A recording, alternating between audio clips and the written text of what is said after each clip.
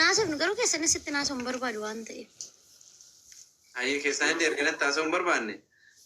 Yoo barbaadeen irraa gabbuu dhugaa jiru kana uummata kanatti himee rakkoon qabu yoon kaasin bilbila barbaaddeet.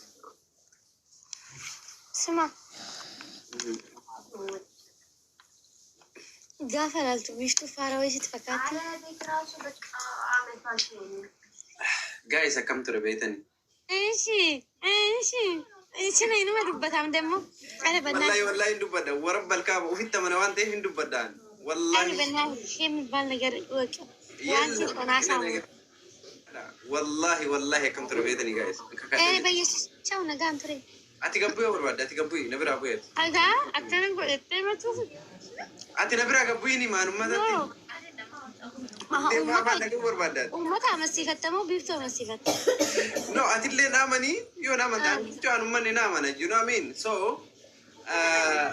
yoo naamante naamanii yoo naamanne ammoo minimum wanti ashaboo miti jechuudha. Amantiin kun like jechuun wanti nama amansiisa gochi nama sirriiddoo barbaada yookiin wanti jedhamu akka ashaboo bulbulamee waan nama baafamu miti. So, ansitti muuda malee gaheen kiyya waan jiru realitii jiru sitti muuda malee homaa wanti bulbulee wanti sinna qoto kan jiru.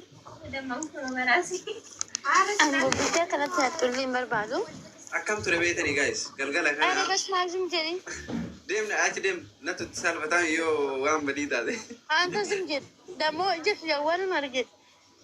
Rabbi dubbattee naan fira mabeetee macarrashaa akkas qayyaami ta'u bari. Sumatti dammoo kun anatti miti. Kinaatu anusii dhooskeeti immoo dhooskadhu. Okay? Kottu narraa gabbuu wallahi uummatatti narraa gabbuu kottu narraa gabbuu wallahi ni man indee waan sheemii kam ta'e akkam ture beeytanii gaa'is indee wajji haasootti jirraa naafisi bilbila ama rabbii kee goota indee akka waan guddaa balleessetti na fudhataarte arbiiftuun waan guddaa miti gaa'is anaafisiin viidiyoo wajji dubbataa turre galgala kazaan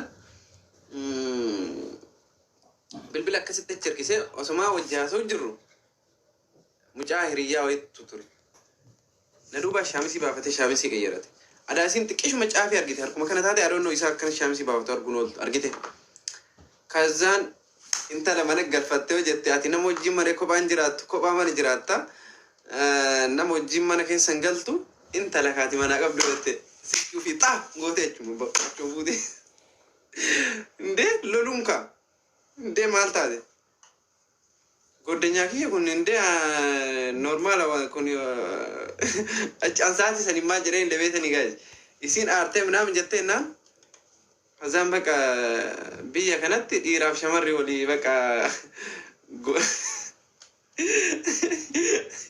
awara biya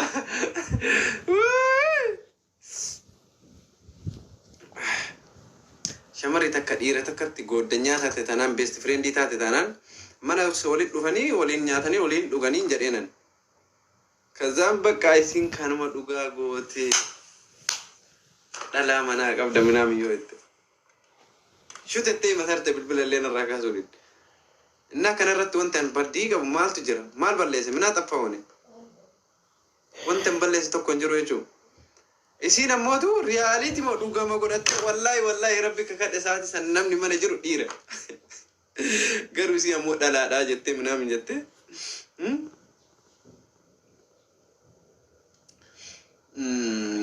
bakka bilbila sinarraa kaasuu didde kazaan bakka amma asirra dhuftee sin amanuu neevar eeman si amanuu naan jette jechuudha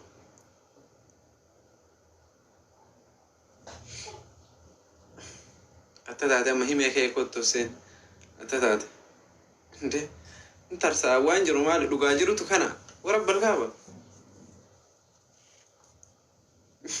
ay muudii kee bexaam iddasneedha wallahi muudii miti warabbal kaaba wallahi dhugama jirutu kana anna eegafadhaa waa malee wallahi hin jiru ani waan riyaalitii yookaan wanta dhugaa irratti malee wallahi hin jiru ani iman kakadhu akkanumatti jarma dubbii maree nyaadheetu maan jedhisa bakka waan soba ta'e wayiillee bakka yoo harkallee kennuun barbaadu hin kakadhu afanumaan maree jedhisa so ani garuu saati sanitti namni mana kee keessa jiru dhiira malee dhalaa miti jechuudha dhalaan bihoon wanta akka rakkoon qabu dhalaan biyya kanatti Fakkeenya waan best friend baay'ee qaba dhalaalee jechuudha. Faranjii akkasuma warra lammii biyya biraa minaamin nagar akkasuma Itoophiyaa illee baay'ee qaba.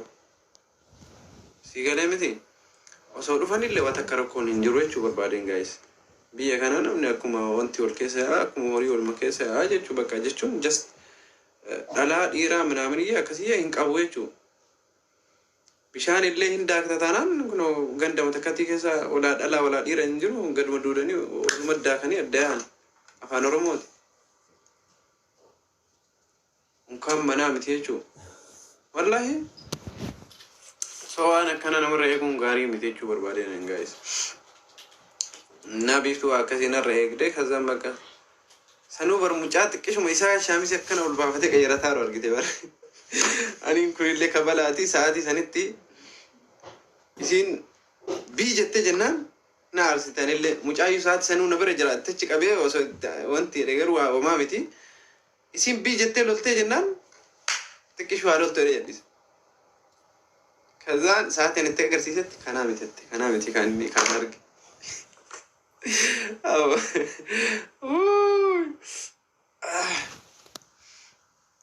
Ay biiftuu gudii qabdaam. Na kolfisiifte lana garuu.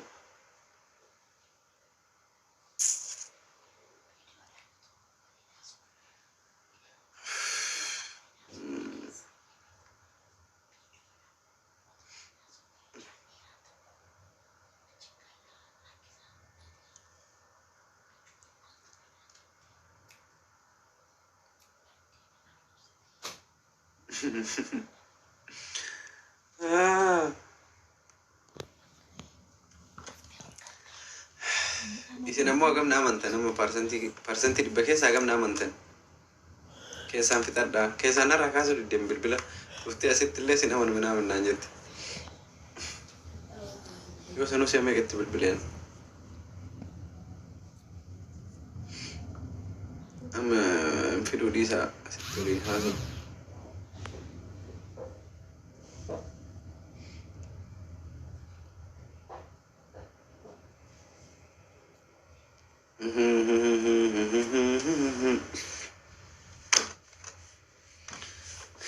Esa biyya jirtu biyya du'aa fi dullumti hin jirre hin duutus hin dullumtus bakka just dargaggummaa marra qalxattee teette bakka.